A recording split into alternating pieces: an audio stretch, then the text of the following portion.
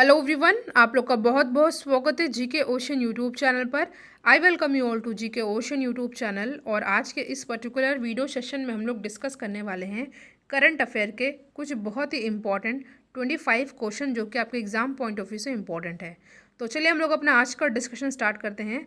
Discussion start करने से पहले वीडियो को आप लोग लाइक ज़रूर कीजिएगा और उसको अपने फ्रेंड सर्कल में शेयर भी कीजिएगा।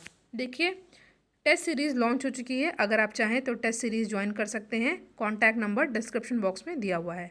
तो आज का हमारा पहला इंपॉर्टेंट क्वेश्चन है, केंद्रीय मंत्रिमंडल ने फसल बीमा योजनाओं के नए रूप को मंजूरी प्रदान की है।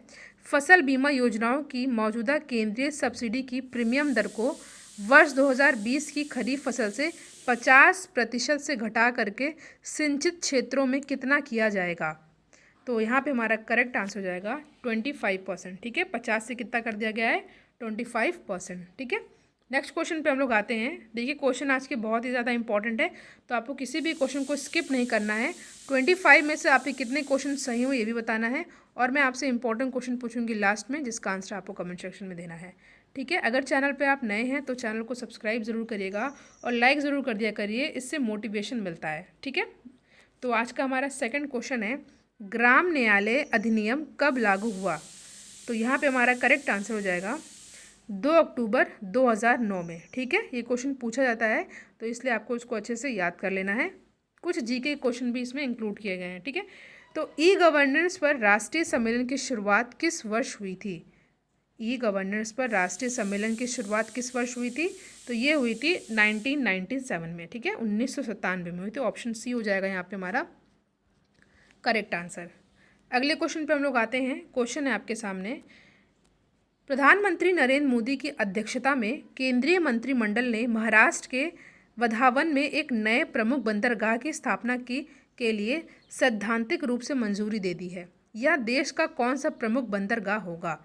तो यहाँ पे हमारा सही आंसर होगा, ये 13वां बंदरगाह होगा। ठीक है, 13वां बंदरगाह होगा। याद कर लेना है, जगह कहाँ है, महाराष्ट्र के वधावन में। ठीक है, ये आपको नाम अच्छे से याद कर लेना है। नेक्स्ट क्वेश्चन है आपके सामने, केंद्रीय बजट में क्वांटम तकनीक और अनुप्रयोगों के राष्ट्रीय मिशन के तहत क्वांटम कंप्यूटिंग से जुड़ी तकनीकों के विकास हेतु 5 वर्ष की अवधि के लिए कितना बजटीय प्रावधान किया गया है।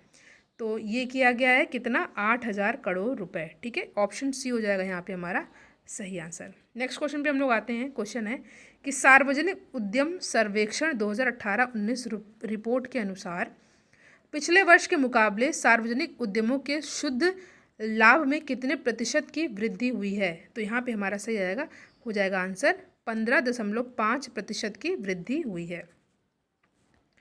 नेक्स्ट क्वेश्चन पर हम लोग आते हैं। क्वेश्चन है आपके सामने, किस खिलाड़ी ने world games athlete of the year 2019 का खिताब जीता है। ये क्वेश्चन इंपॉर्टेंट है और ये है रानी रामपाल। ठीक है, याद रख लीजिएगा, ये world game athlete of the year बनी है, तो क्वेश्चन अपने आप में इंपॉर्टेंट हो जाता है। ऑप्शन ए होगा यहाँ पे हमारा सही आंसर।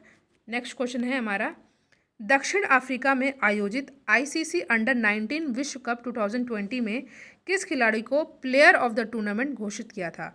याद रख लेना है कि आईसीसी अंडर 19 वर्ल्ड कप की बात हो रही है, हुआ था यहाँ कहाँ पर, दक्षिण अफ्रीका। ठीक है, अफ्रीका कॉन्टिनेंट का देश है, साउथ में स्थित है। ठीक है, दक्षिण अफ्रीका। और अफ्रीका कॉन्टिनेंट की बात आई तो आपको ये भी याद कर लेना है, इसको डार्क कॉन्टिनेंट भी कहा जाता है।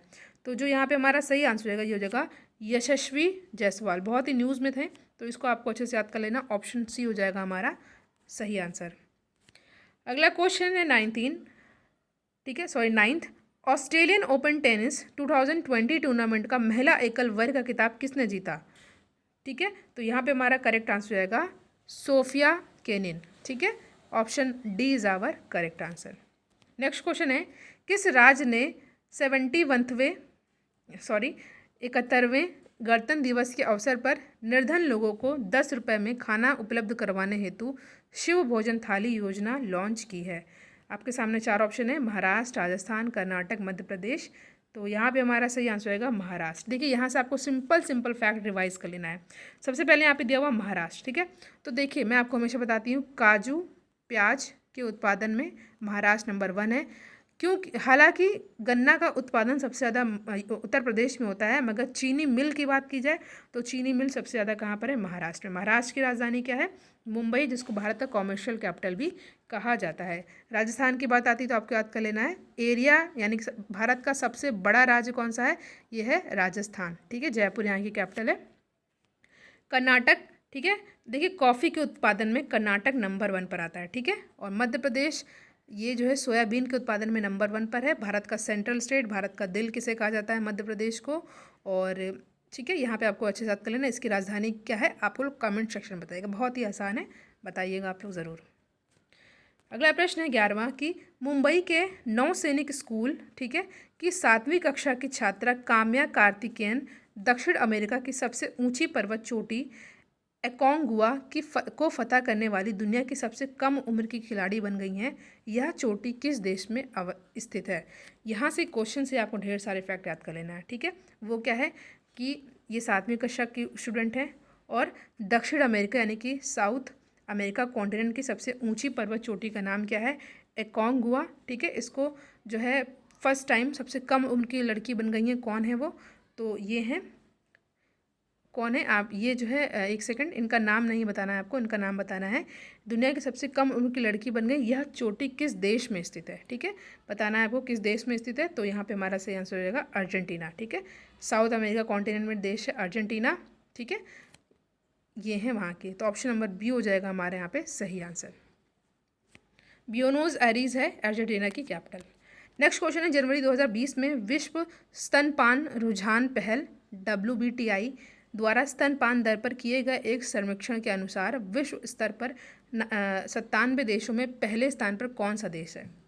तो ये है कौन सा देश? ये है श्रीलंका।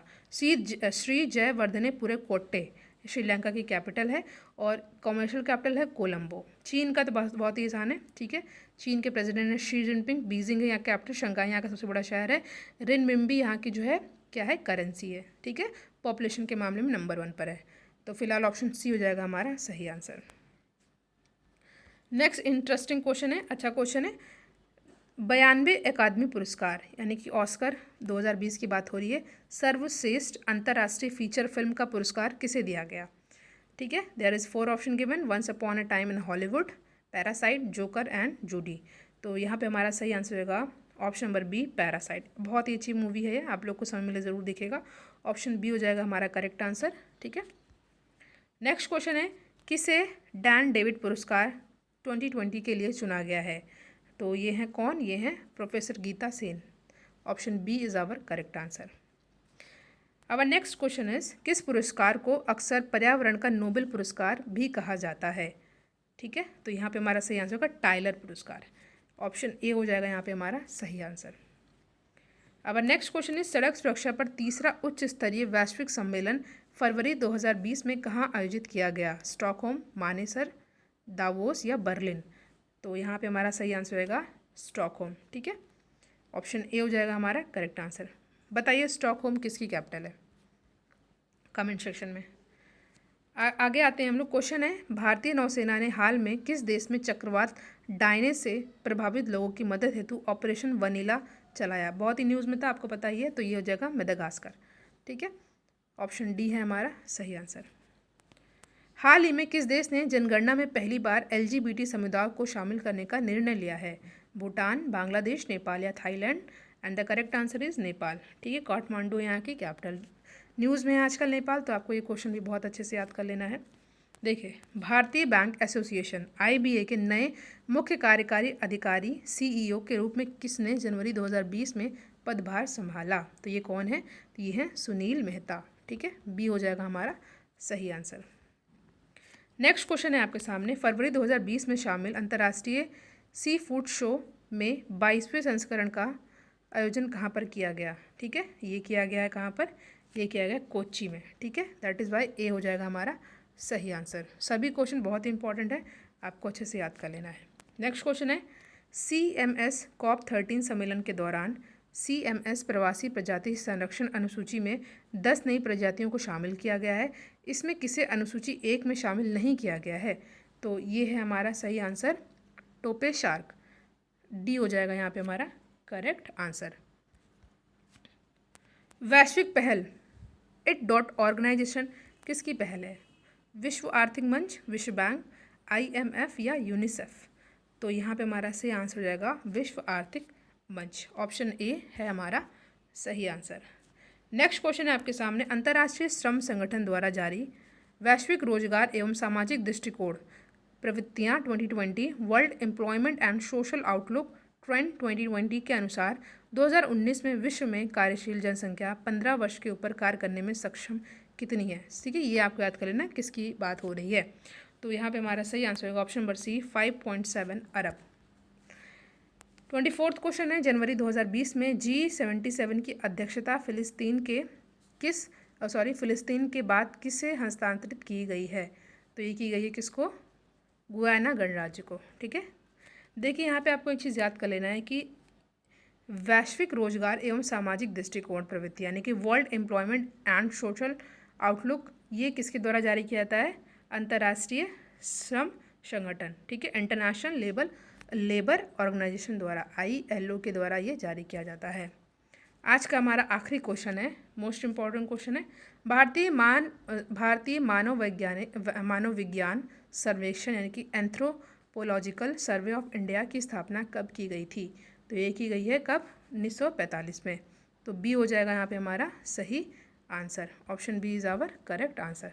तो देखिए यहाँ पे हमने करंट अफेयर के मोस्ट इंपॉर्टेंट 25 क्वेश्चन को डिस्कस किए और कमेंट सेक्शन में आपको बताना है कि कितने क्वेश्चन आपके यहाँ पे सही हुए हैं। Thank you so much for watching.